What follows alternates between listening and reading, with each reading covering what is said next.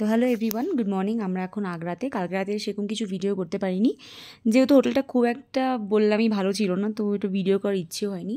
আর খুব টায়ার্ড ছিলাম বলে সবাই আমরা খেয়ে দিয়ে ঘুমিয়েও পড়েছিলাম। ভালোভাবে প্রচণ্ড রোদ, এখন বাজে 7:30 মতো। তো এখন আমরা উদ্দেশ্য বেরোচ্ছি আমরা এখন চণ্ডীগড়ে। আমাদের সব কটা গাড়ি চলে এসেছে, সব রেডি টু গো।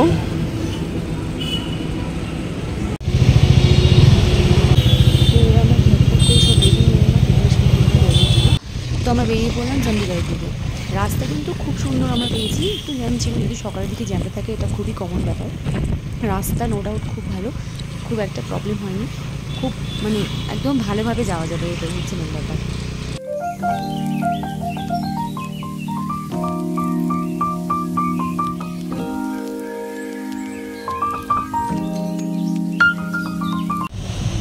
লাদাখ যাওয়ার জন্য টোল কাটা হচ্ছে, তাই তো? কোথায় এটা? Agra toll tax. এখানে কোনো ওয়ে নেই যাওয়ার, টোল কাটাতেই হবে। এখানে কিন্তু আমাদের 205 টাকা করে টোল নিল পার বাইক। তো ওখানে ওরা সব কথা বলছে, ব্যাপারটা ঠিক বুঝতে পারছি না। হ্যাঁ কি? হ্যাঁ, আমি চালাতে পারলে নিশ্চয়ই চালাতাম, শিখবো। তো যমুনা হাইওয়ে ওঠার পরেই কিন্তু এই টোলটা পাওয়া যাবে। অনেকটা এসে আমাদের খুব খিদে পেয়ে গেছিলো, কারণ সকালে আমরা ব্রেকফাস্ট ছাড়াই আমরা হোটেল থেকে বেরিয়ে এসেছিলাম। তো এখানে একটা ধাবা টাইপের আছে, যেখানে অনেক খাবার স্টল আছে, ওয়াশরুম আছে, পাম্প আছে, যা যা দরকার। মানে একটা লম্বা হাইওয়ের মাঝখানে একটা মানে হল্ট আছে, যেখানে মোটামুটি সব রকম সব কিছু পাওয়া যায় এমার্জেন্সি। খাবার কিন্তু প্রচুর অনেক অপশান আছে, অনেক রকম দোকান আছে, মানে কোনো অসুবিধা হবে না খাবার চুজ করা নিয়ে। তো আমরা এখানে একটা অপশান দেখে এখানে ঢুকলাম। এখানে মোটামুটি সব রকমই মানে ভেজই সব পাওয়া যাচ্ছে। তো এখান থেকে আমরা অর্ডার দিয়েছিলাম হচ্ছে ছোলে বাটুরে and idli.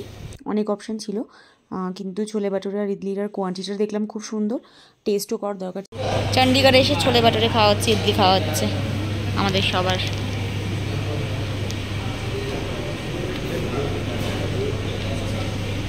Raj kachori, cheese burger and all.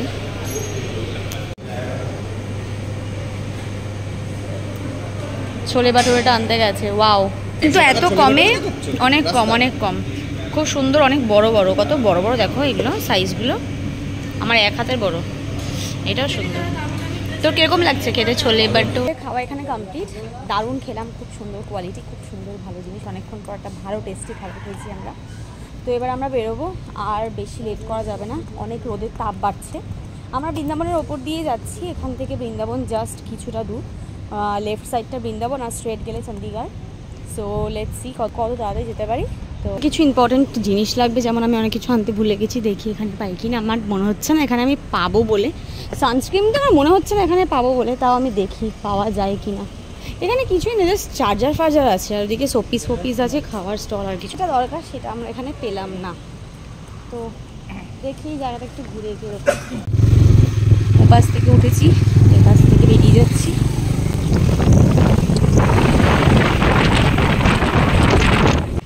তো আমরা কিন্তু এখানে দিদি পৌঁছে গেছি। দিদি কিন্তু বেশ ভালো লাগলো, কিন্তু দারুণ একটু স্টে করলে মনে হয় বেশি ভালো হতো। যাই হোক, স্টে করা পসিবল নয়, যেহেতু আমাদের আগের দিন অলরেডি লেট হয়ে গেছে। যদি আমরা সুযোগ পেতাম তাহলে সত্যি আগ্রাতে আমরা তাজমহলটা ঘুরতাম। অলমোস্ট আমরা কারনাল ঢুকে গেছি, আর কিছুক্ষণ পরই চণ্ডীগড় ঢুকবো আমরা। তো এখানে একটা আমরা ধাবা মতো, পাঞ্জাবি ধাবা মতো পেয়েছি। খাবার জাস্ট খুব সুন্দর, এখানে কিন্তু রুমসও আছে, আর খুব সুন্দর পরিষ্কার ক্লিন একদম লোকেশন। তো এটা হচ্ছে আমান ধাবা, এই ধাবাটাতেই আমরা কিন্তু খাওয়া দাওয়া করেছি। খুব ভালো ধাবাটা, আর বেশ সুন্দর পরিষ্কার।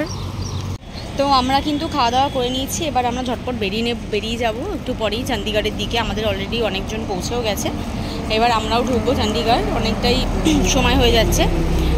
তাড়াতাড়ি ঢুকে আপডেট দিচ্ছি কি হয়। এখন বাজে কটা? 7টা বাজে, আর এখানকার ওয়েদার এখনও পর্যন্ত দুপুরের মতনই। দুপুরের মতো বলবো না, মানে মিনিমাম 5টা-6টা বাজে এরকম, তো 5টা বাজে এরকম তো মনেই হচ্ছে, একদম গরমকালের বিকেল 5টা। এতটাই আলো 7টার সময় এখানে, জাস্ট ইম্যাজিন। তো আমরা কিন্তু এখানে চণ্ডীগড় পৌঁছে গেছি, অনেকটা রাত হয়ে গেছিলো। আর আমাদের যারা আগে পৌঁছে গেছিলো তারা হোটেলটা নিয়ে নিয়েছিল। তো আমরা ডিরেক্ট এই হোটেলে গিয়েই স্টে করেছি। আর সেরকম কিছু ভিডিও করা হয়নি, রাস্তায় প্রচুর জ্যাম ছিল, প্রচুর টায়ার্ড ছিলাম, যেটা সবাই ন্যাচারাল হয়, তাই আমি কিছু করতে পারিনি।